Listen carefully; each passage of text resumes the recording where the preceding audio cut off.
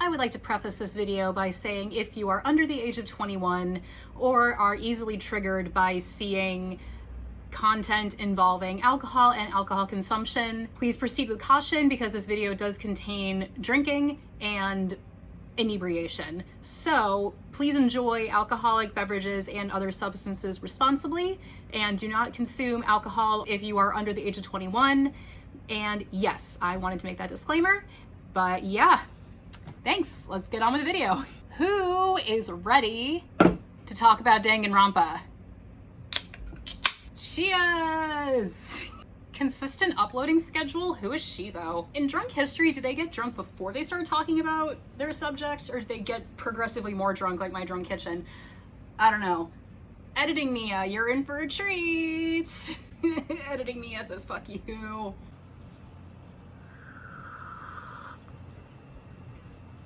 I don't take notes. What are you talking about? That's gonna be very readily apparent in this video because I'm just gonna be talking a lot. Did I do my intro? I don't think I did my intro. Hey everybody, welcome back to my channel. Like I said, consistent uploading schedule. Who is she though? One of my friends on Facebook posted something where it was like drunk history, but instead of somebody getting drunk and talking about history, somebody gets drunk and talks about one of the things that they're like really passionate about.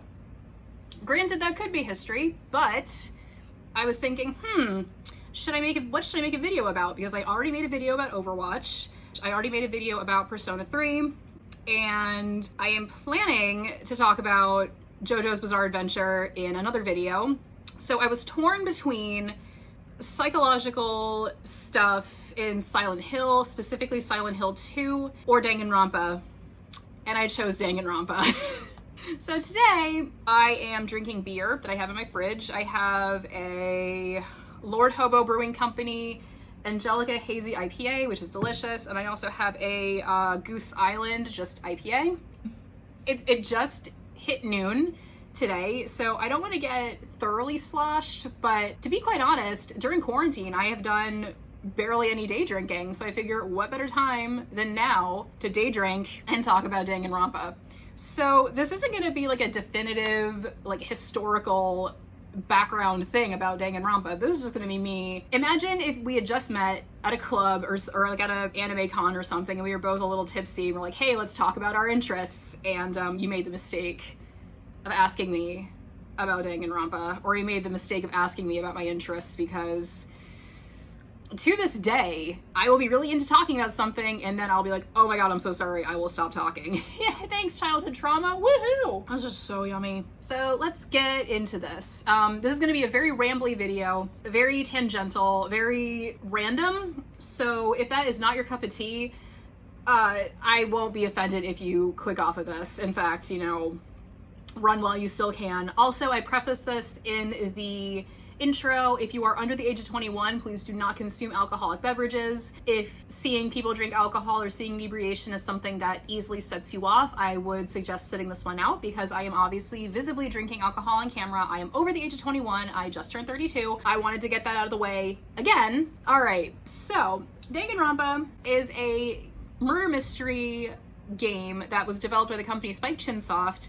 Forget what year it was made in, but basically what you are is you're like a high school student who has been picked to go to this high school called Hope's Peak Academy. Hope's Peak Academy is where like the elitist of elite go. Like, are you and they are referred to as ultimates. Like, are you the ultimate gambler? Are you the ultimate baseball star? Are you the ultimate pop idol? Are you the ultimate biker gang leader, etc., etc.? These are all bits from part 1. And in the first game, you are the character Makoto Naegi. So Makoto Naegi is your average run-of-the-mill student, but his talent is he's just lucky. He's the ultimate lucky student. And it's like, all right, you're kind of like basic, so of course you would have like a basic talent like that, so whatever.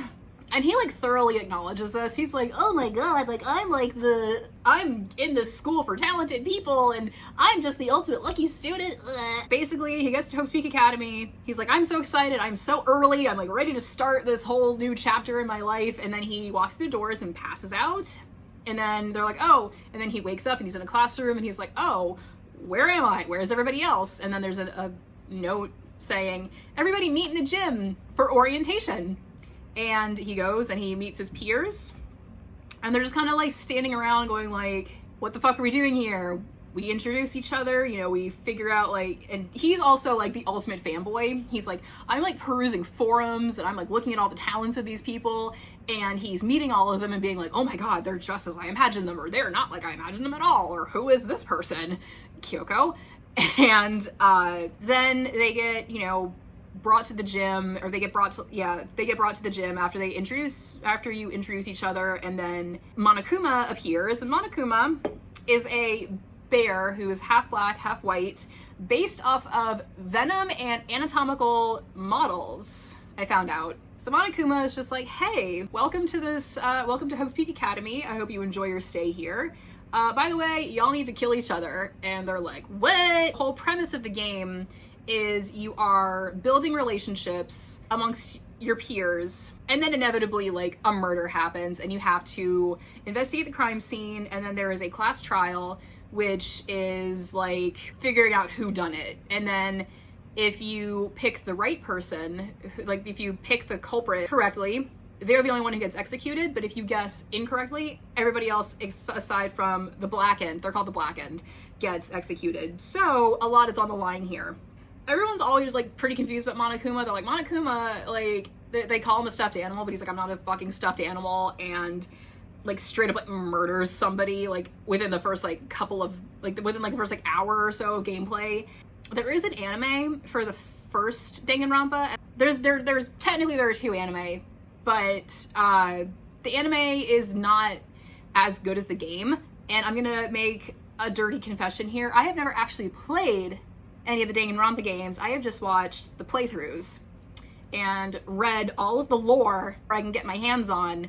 And I have put in my work doing research about this game and the characters. I've watched every single free time event.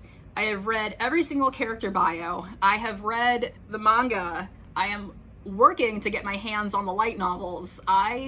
It's a thing. It's definitely a thing.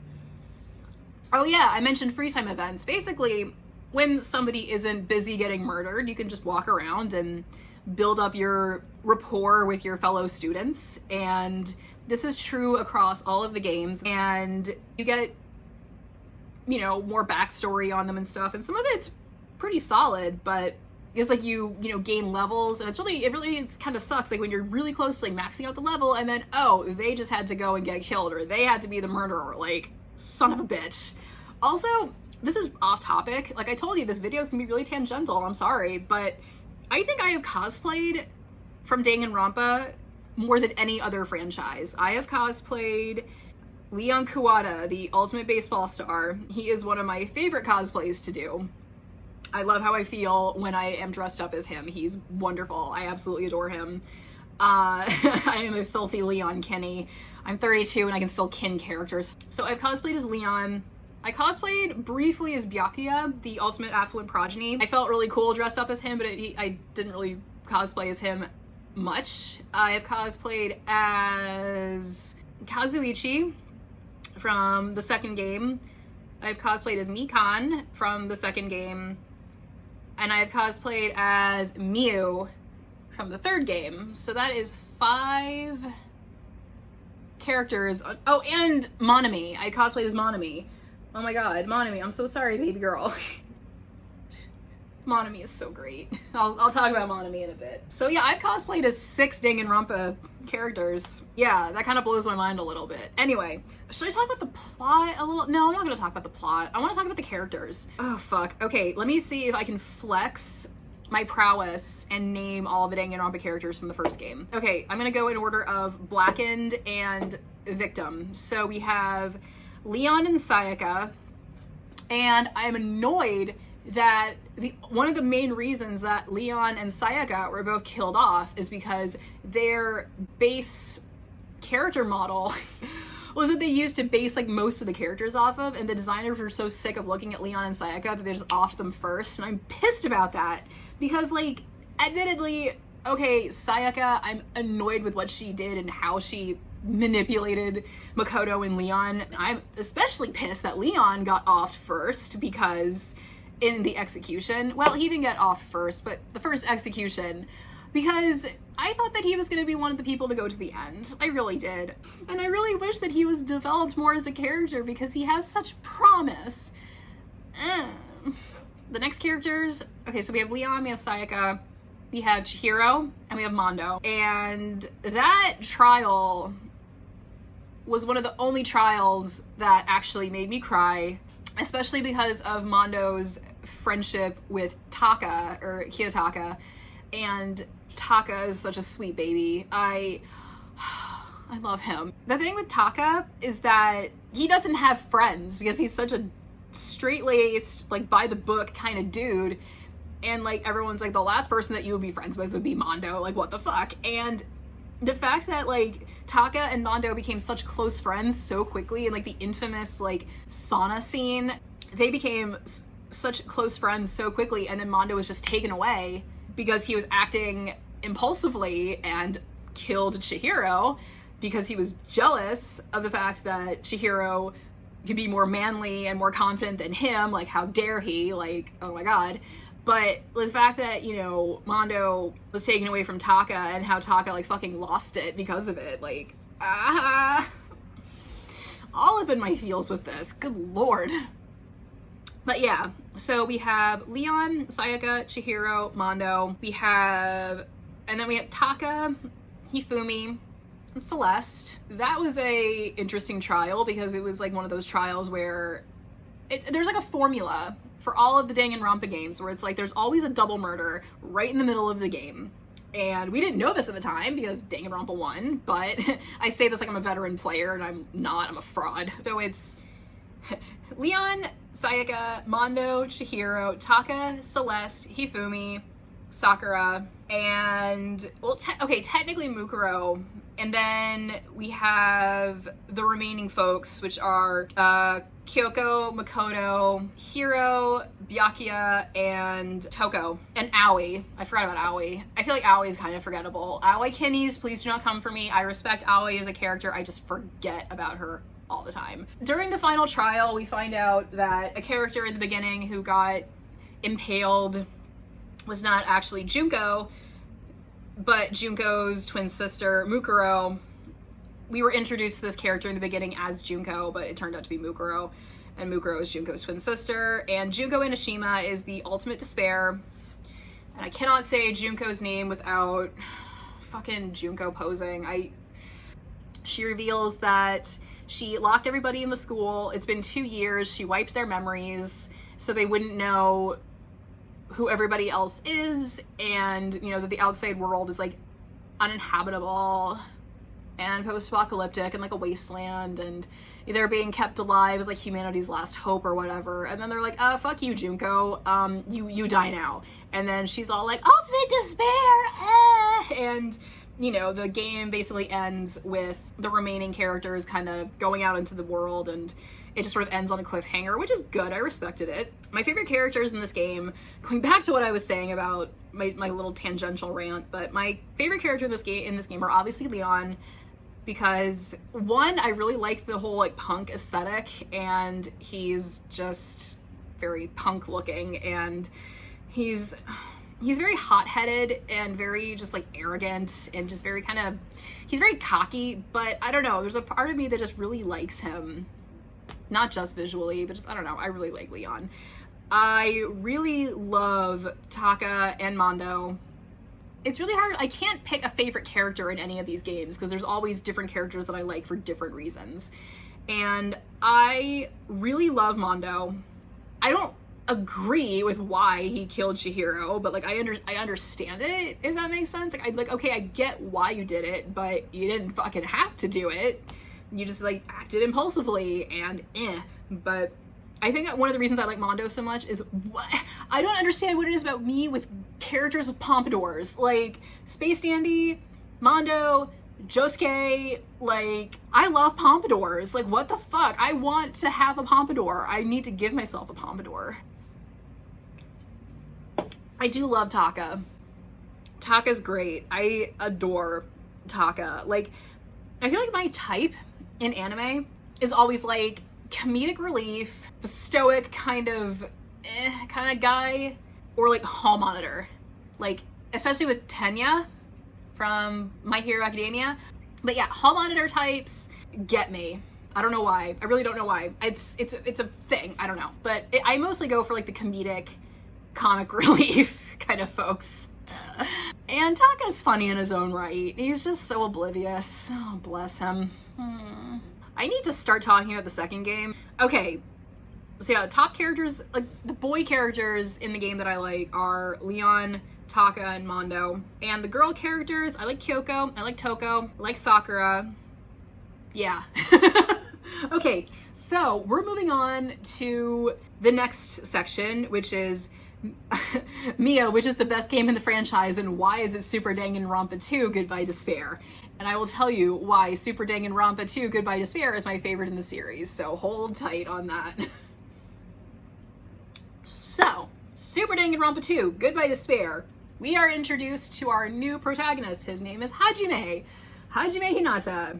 Hinata Hajime, however the fuck you want to say it. We are introduced to him. He's my favorite protagonist, mostly because Makoto is a little weenie and is all like, oh, here's my answer, yeah, and Hajime is just kind of like, he's just a bit, he's more blunt, and he's more straightforward, and he doesn't really take as much bullshit. Like, Makoto is just a doormat.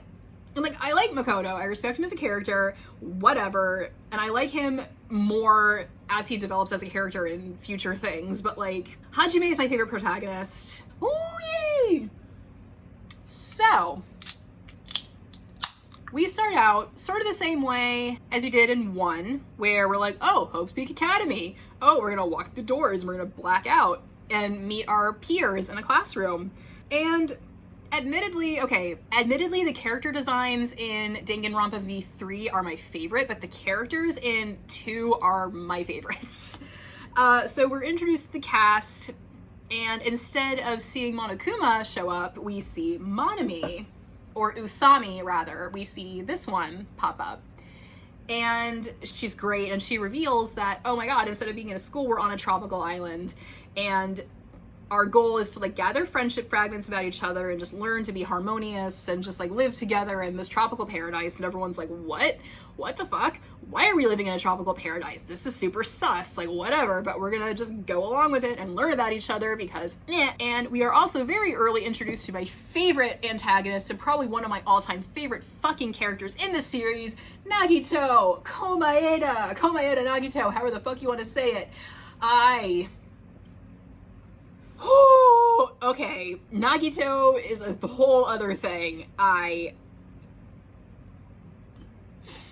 feel like me and a friend of mine, I didn't ask for permission to use their name, so I'm not going to name them, but they know who they are. I feel like me and this friend of mine could easily have like a full-on discourse about how awesome of a character Nagito Komaeda is. And okay, I need to not get sidetracked because, oh my god, I love Nagito.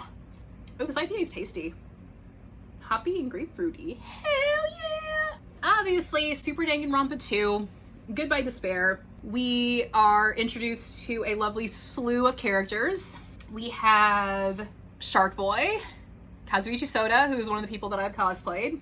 Wolverine, or Nekomaru Nidai, who is a cinnamon bun and I absolutely adore him. Waifu, who is Chiaki Nanami, who is the best gamer. Yandere, which is Mikan Tsumiki, who is another person I've cosplayed. We have Monami. So Monami is turned into Monami by Monokuma. Monokuma shows up and is like, oh my god, this is too cute, this is too sweet, this is too saccharine, we need some conflict. And he comes in and he takes Usami, who's like a regular, magical girl rabbit, and turns her into Monami. And is basically just like, you're my little sister and I'm gonna beat you up every chance I get. And basically that starts the killing game. We also have a character who is basically like Byakuya, but more Rubenesque, and we're like, wait a minute, Byakuya like survived like the last killing game, and he's, the spoilers, the first one to be offed, which was disappointing, but it makes sense later, kinda. Am I gathering my thoughts, or am I just like staring off into the void, thinking about tacos? It's probably the latter. Alright, characters in this game. Let me see if I can name all of them. We have the aforementioned Mikan, Kazuichi, Nekomaru, Chiaki. We have Byakuya. We have Teruteru Hanamura, we have Mahiru, we have Peko Pekoyama, we have Iyoko, we have Ibuki. I'm going through in the order that they died, so forgive me. So we have Gundam Tanaka, Nagito, and then we have our remaining characters who are Hajime, Akane, Fuyuhiko, Sonya, Kazuichi. Super Danganronpa 2 has my favorite roster of characters, and I liked the characters from 1. I feel like a lot of them were very well developed, and I felt like some of them were criminally underdeveloped. But I think that 2, I don't know what it is about 2. Like, 2 has just such a good, has like such a different theme than 1. Like, it's obviously like a different like location and change of pace, because we have like a tropical island and you're outside and not in a school, which is insane. And like Ibuki is like obviously waifu material, as is Chiaki. Like, I absolutely love Kazuichi because, again, stupid comic relief, just dumbass with like a heart of gold, kinda. Nekomaru is criminally underrated as a character, and everybody like overlooks him because it's like, oh, like big loud character, like bleh. But I don't understand how people can like Hiyoko, because Hiyoko is just like literally every single bully, and it's like, oh, but she's like a good character and like makes her like endearing and like, fuck Hiyoko. I'm gonna say it right here and right now, fuck Hiyoko. I did not like Hiyoko from the start to finish. I did not like Hiyoko, and I'm fucking glad that she died. I would say that I didn't mean that, but I did not. I hated Hiyoko like so much. Like, she had literally no purpose in this story other than to be a brat. And I'm a brat. I'm a self-admitted brat, but like, oof. No. Admittedly, like, okay, so when I first met Mikan, I was like, oh, look, it's me as a person, because she's just like, I'm sorry, can I like remember your name? Is it okay that we talk? I really want to be friends, and she's just a walking ball of anxiety, and I'm like, oh, look, it's me as a character, and then we find out like who she really is, and I'm just like, oh my god, not me as a character. Early Mikan, before she regains her memories, is, you know, me. Very unsure of herself, very anxious, very like willing to do anything to like please people. Before I get too much more into this, so the ending of Danganronpa 2 is probably one of my favorites, because it's like, they figure out that, you know, they're like fighting against despair, and they're like fighting against like hopelessness and everything, and then like the remaining people find out that they are actually part of this group called the Remnants of Despair, who was created by Junko Enoshima to like spread despair across the globe, and like they are basically like one of the main reasons why like despair was even a thing in the first place. So it's kind of like that thing where it's like, oh my god, like we're the reason why shit is so fucked up and why shit is happening right now. And Hajime is like revealed to be this character, or is revealed to be like Izuru Kamakura, who's this, he's like the ultimate. That was like a great twist, and I really, really loved the ending of the second game. It made me think, and I am admittedly very small brain, very, you know, smooth brain, and no wrinkles, cannot retain anything. I have lent my brain cells to people and they have not returned them. It took me a little bit to kind of absorb the ending of the second game, but it was great. And I feel like the anime, Danganronpa 3, kind of added a bit more insight into that, which I'll get into in a second. But before I get into that, I want to talk a little bit about my boy, Nagito. Admittedly, a majority of Nagito Kinnies terrify me because they see him as just an excuse to be crazy for the sake of crazy, is what I'm trying to get at here.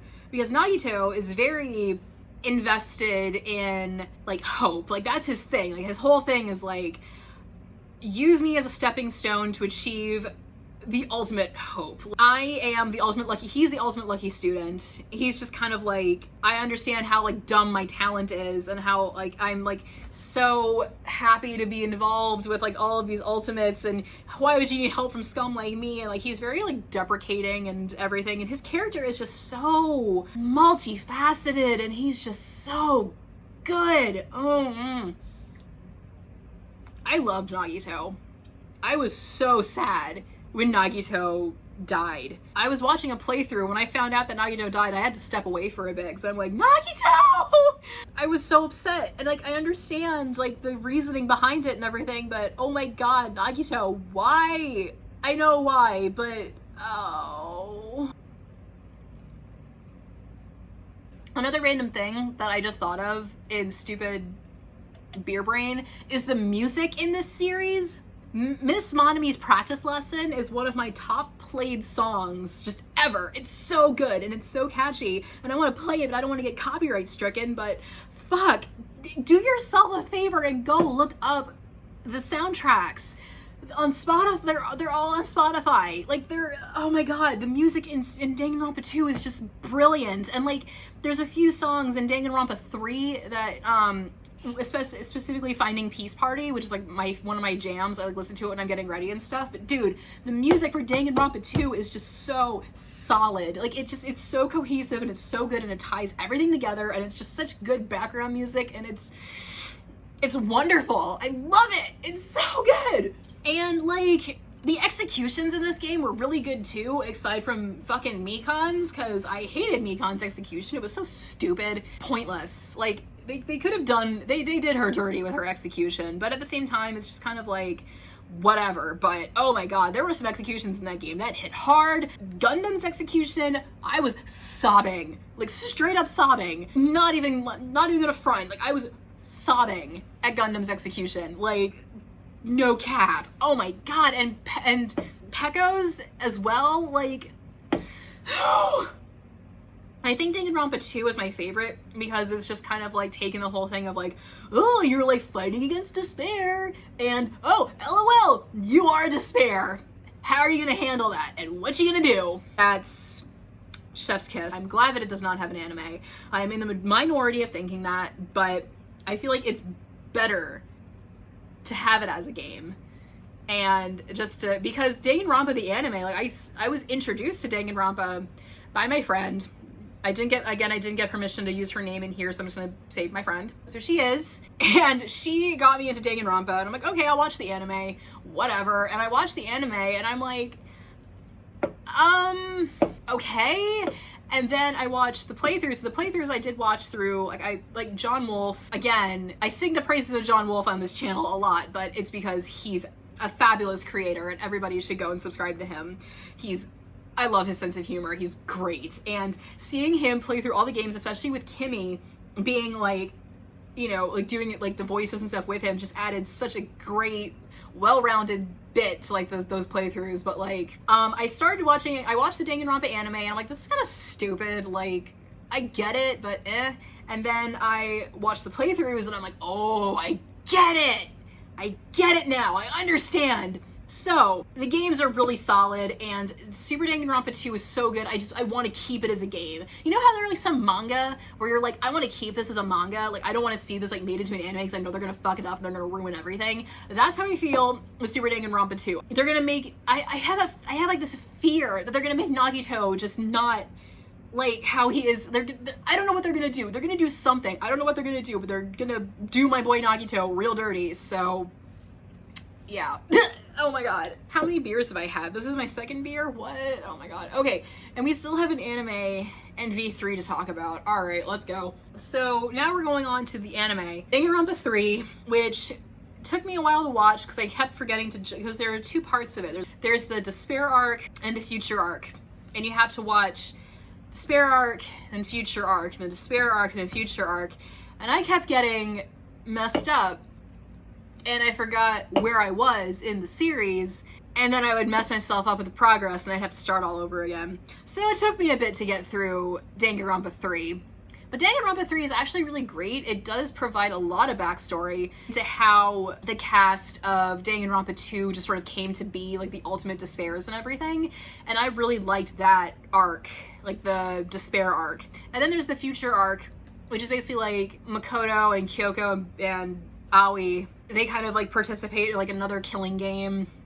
And like the Future arc, fine, whatever. Like the Future arc was fine. I enjoyed it, but the Despair arc was I love backstory, and I love learning about, like, the roots of things, and the not future arc, the Despair arc was solid. That's what I really needed as a fan of the second game. Like, it just provided so much more insight as to how everything happened, so I'm gonna leave it at that. Danganronpa V3, okay, the character designs of V3, I loved their costumes, like, I loved their outfits, I loved that we had a taste of what it would be like to have a female protagonist. Little baby Kaede. Oh, baby Kaede. Oh, honey bunny. Kaede Akamatsu is our protagonist of V3 for a bit. She meets Shuichi, and they meet everybody else. Who the fuck is in that game? Oh god. Okay, Mia, get it together. So I don't deserve to call myself a Danganronpa fan. What the fuck? So we have Rentaro, Kaede, Ryoma,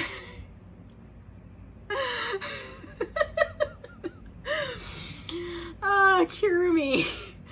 We have Angie, we have Tenko, we have Korekiyo, we have Miyu, we have Gonta, we have Kokichi, we have Kaito, we have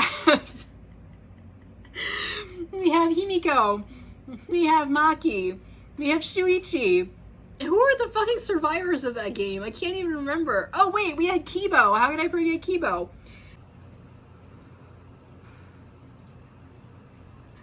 Who are the survivors of that game? Was it just Himiko and Maki and Shuichi? No, there had to be more than that.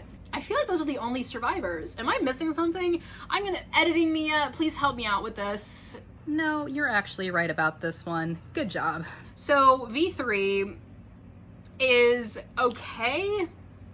I like V3 because the playstyle was a little bit different. I'm saying this as someone who hasn't played it, but whatever.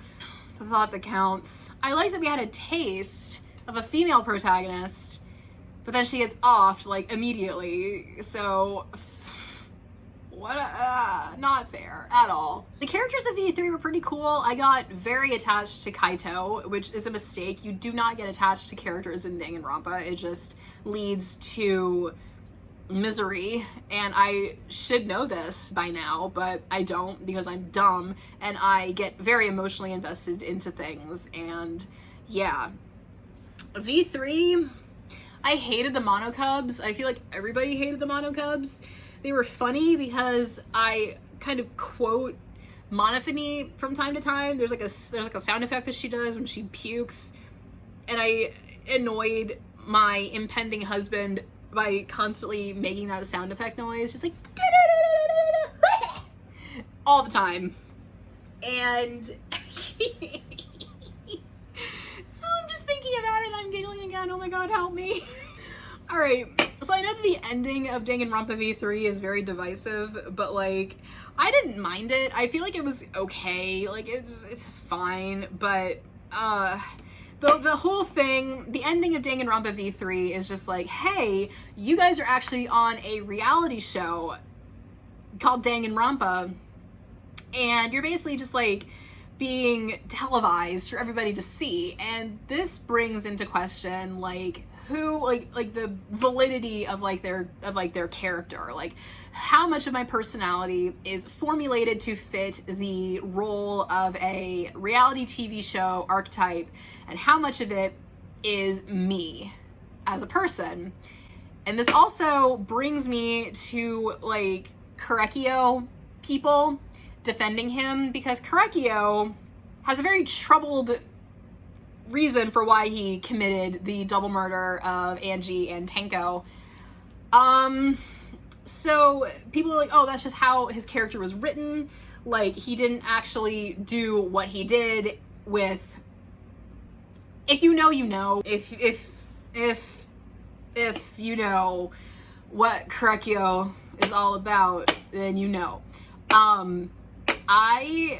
Yeah, the only reason I support Korekiyo and also Teru Teru is because they're voiced by Todd Harbercorn, and Todd Harbercorn is one of my favorite voice actors. He is so versatile. Every single time I hear him in literally anything, I'm literally like, you!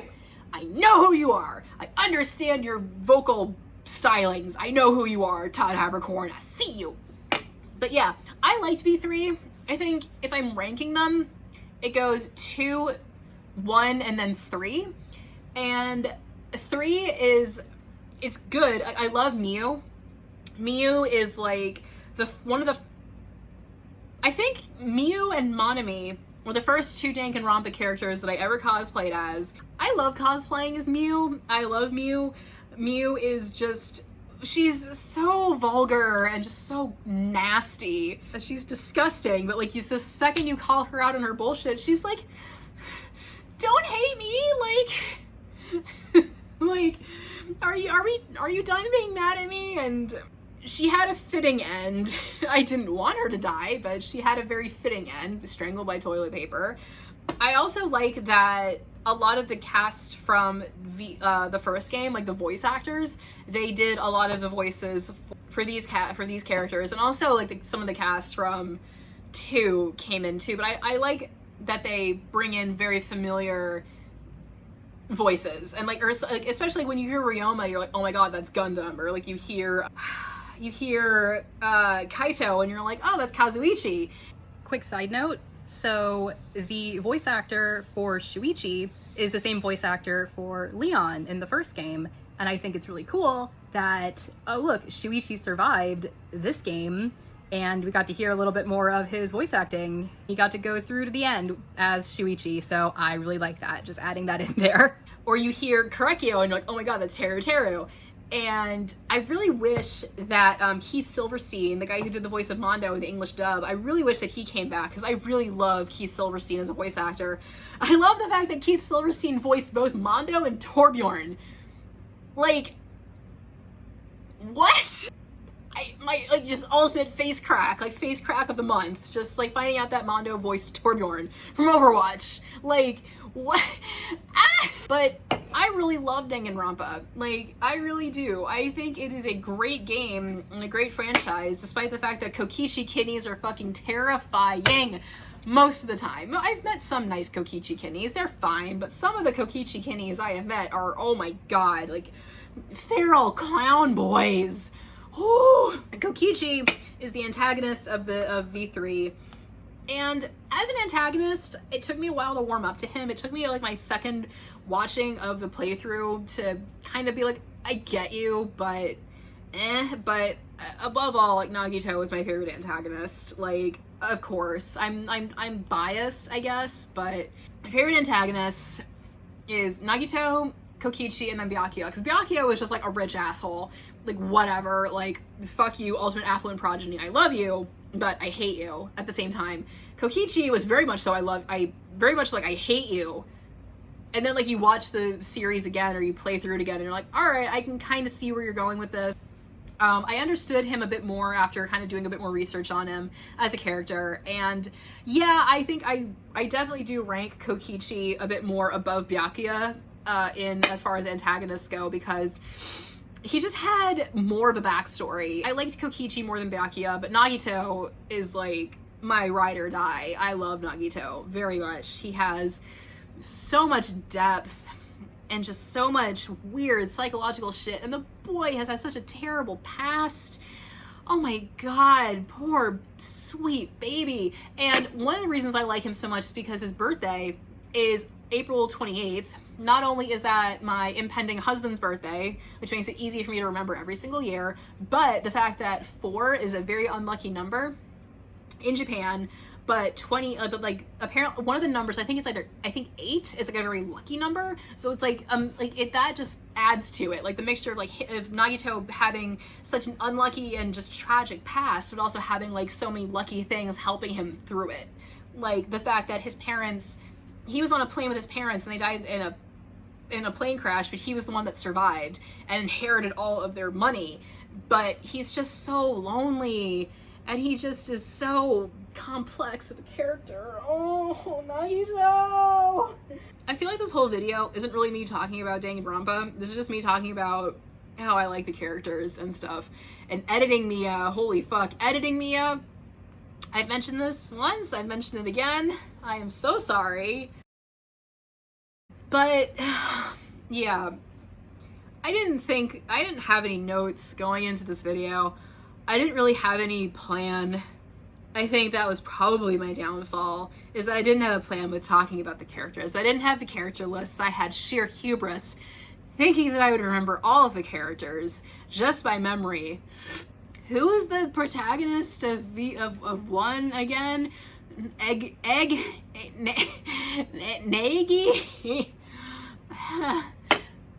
I've been looking at the screen a lot instead of my camera, I'm sorry. No, Danganronpa is like one of those hyperfixations that I like focus on, and I like always come back to. Like, I love Overwatch, don't get me wrong, love Overwatch, but I am still salty with Blizzard, and I got bored with the game. I'm sorry, I got bored with it, and I didn't want to play it anymore, and Overwatch 2 is probably coming out at some point, and I'll probably play it because I'm garbage, and I have so many husbandos and waifus and energy and everything invested in that game. But Danganronpa is I'm very emotionally attached to it, and I'm happy that I made this video.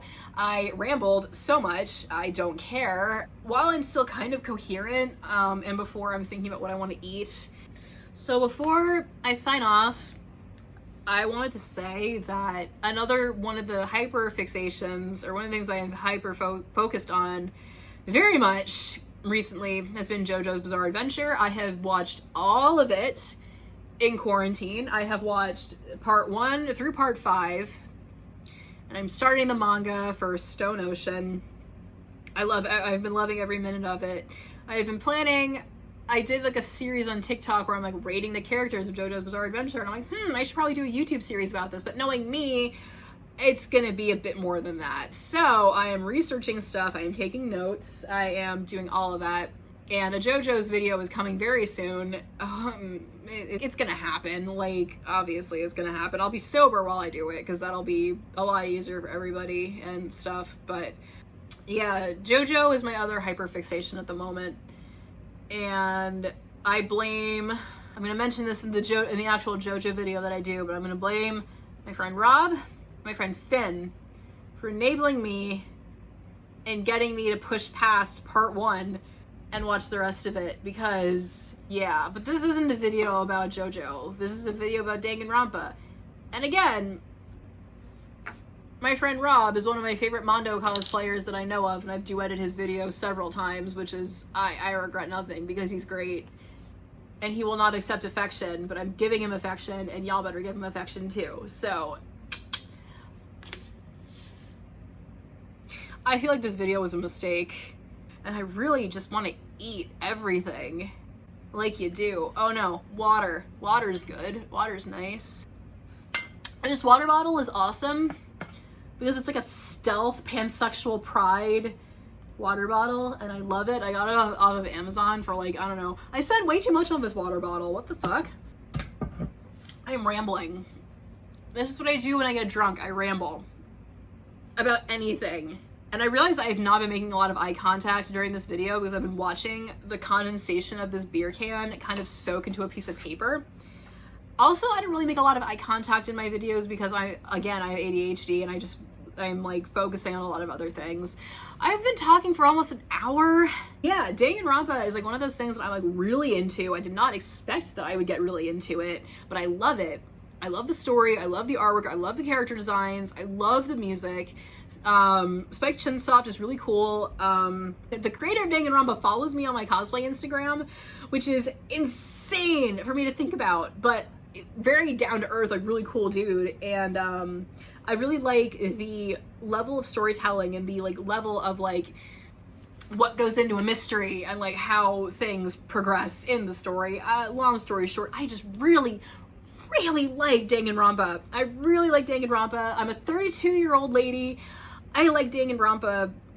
That's not gonna stop anytime soon. And you know, it's funny, cosplaying as Leon actually made me kind of come to terms with the fact that I'm gender fluid, because the second that I started cosplaying as him and I'm like, oh, I should probably, you know, bind my chest because I'm, you know, relatively busty, and I'm like, I feel like I should bind my chest.